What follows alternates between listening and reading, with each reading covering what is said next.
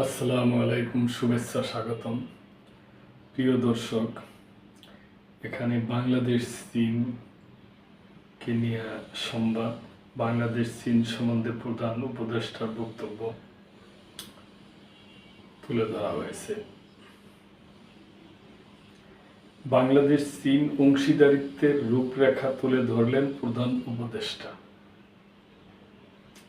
চীন সফর শেষে ঢাকায় ফিরে এসেই কূটনীতিক তৎপরতা শুরু করেছেন প্রধান উপদেষ্টা অধ্যাপক মোহাম্মদ ইউনূস। রোববার তিনি চীনা রাষ্ট্রদূতের সঙ্গে বৈঠকও করেছেন। তাদের এ বৈঠক দ্বিপাক্ষিক সম্পর্কের গতিকে আরও এক ধাপ এগিয়ে নিয়ে গেল। চীন সফরের পরই পারস্পরিক দ্বিপাক্ষিক সহযোগিতা বাস্তবায়নের ক্ষেত্রে যে কূটনৈতিক তৎপরতা শুরু হয়েছে তা বাংলাদেশের জন্য একটি নতুন অধ্যায়ের সূচনা বলে মনে করা হচ্ছে। এদিনের বৈঠকে উত্থাপিত বিষয়গুলোর মধ্যে ছিল অর্থনৈতিক অঞ্চল, স্বাস্থ্য খাত, কৃষি, পরিবহন ও সংস্কৃতি। এতে প্রতিটি খাতেই দীর্ঘমেয়াদে বাংলাদেশের কাঠামোগত পরিবর্তনের ইঙ্গিত দেওয়া হয়েছে। দর্শক, আমরা মনে করি চীন যদি বাংলাদেশের উন্নয়নের সহযোগী হয় তাহলে আমাদের জন্য ভালো হবে। তার কারণ চীন এখন পৃথিবীর মধ্যে অনেক উন্নত হয়ে গেছে। বৈঠকে আলোচনার কেন্দ্রবিন্দুতে ছিল কথিত প্রতিশ্রুতিগুলোকে কাগজ থেকে মাঠ পর্যায়ে নিয়ে আসা। উভয় পক্ষের বক্তব্যই স্পষ্ট যে এবার আর 2-3 বছর অপেক্ষা নয়, এখনই প্রকল্পগুলোর বাস্তবায়ন শুরু করতে চায় উভয় দেশ। খুবই গুরুত্বপূর্ণ এটা সিদ্ধান্ত এবং ভালো সিদ্ধান্ত।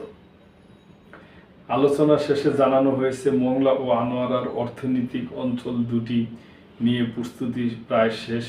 প্রস্তুতি সম্পূর্ণ হলেই তা দ্রুত ডেভেলপারদের কাছে হস্তান্তর করা হবে। এ দুটি অঞ্চল চীনকে শিল্প ও রপ্তানি কেন্দ্র গড়ার সুযোগ দিবে, অন্যদিকে বাংলাদেশকে দিবে কর্মসংস্থান ও প্রযুক্তি হস্তান্তরের নতুন পথ। এদিকে চীন থেকে 4টি নতুন জাহাজ সংগ্রহের চুক্তির চূড়ান্ত পর্যায়ে, যা জুনের মধ্যেই বাস্তবায়িত হবে বলে আশ্বাস মিলেছে। একই সঙ্গে কুনমিং চট্টগ্রাম সরাসরি ফ্লাইট চালুর পরিকল্পনাও চলছে, যা ব্যবসা ও চিকিৎসা ভ্রমণ দুটোতেই বাড়তি সুবিধা দেবে। চট্টগ্রামে বিশেষ বার্ন ইউনিটের পাশাপাশি 1000 শয্যার হাসপাতাল নির্মাণে চীনের অঙ্গীকার বাংলাদেশের স্বাস্থ্য খাতের জন্য এক যুগান্তকারী পদক্ষেপ। এছাড়া মেডিকেলে ভিসা প্রক্রিয়া সহজ করার চেষ্টা উল্লেখযোগ্য। চাইনিজ কালচারাল সেন্টার ও ভাষা ইনস্টিটিউট স্থাপনের প্রস্তাব ভবিষ্যৎ প্রজন্মের জন্য সাংস্কৃতিক মেলবন্ধনের ক্ষেত্র তৈরি করবে। যুবকদের জন্য এক বিশেষ জানালা খুলে দেবে চীনা শিক্ষা ও স্কিল উন্নয়নের দিকে। দুই দেশ মিলে 50 বছরের জল ব্যবস্থাপনা পরিকল্পনা হাতে নিচ্ছে, যার মধ্যে রয়েছে তিস্তা নদী ব্যবস্থাপনা। ভারতের সঙ্গে আলোচিত এই নদী ব্যবস্থাপনা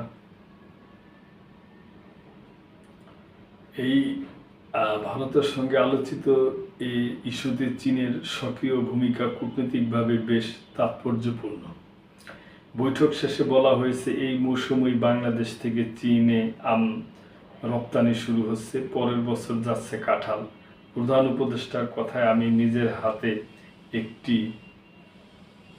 ঝুড়ি পাঠাবো প্রেসিডেন্ট শিকে। ডক্টর ইউনূসের এই মন্তব্য নিছক রসিকতা নয়, বরং ব্যক্তিগত কূটনৈতিক যোগাযোগের একটি স্পষ্ট বার্তা। এদিকে চট্টগ্রাম ও সৈয়দপুরে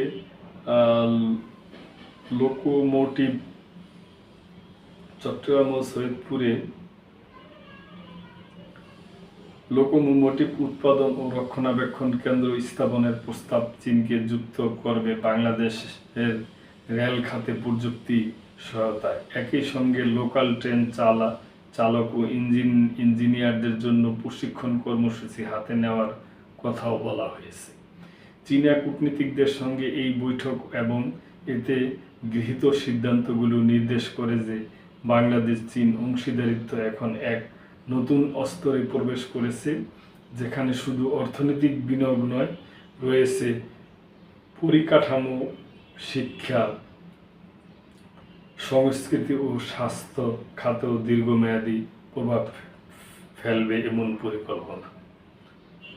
দর্শক, আমরা মনে করি যে প্রস্তাবগুলা দেওয়া হয়েছে এবং যেই কার্যক্রম চলবে এবং যা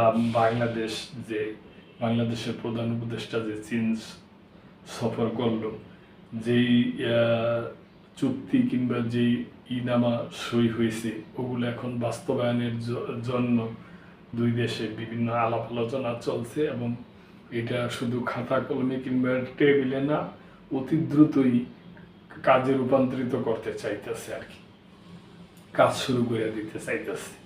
এই ব্যাপার নিয়ে আর কি সংবাদটা ছিল। তো দর্শক, ভালো থাকবেন। আজকে এই পর্যন্তই। সাবস্ক্রাইব করে চ্যানেলটির পাশেই থাকবেন। আল্লাহ হাফেজ।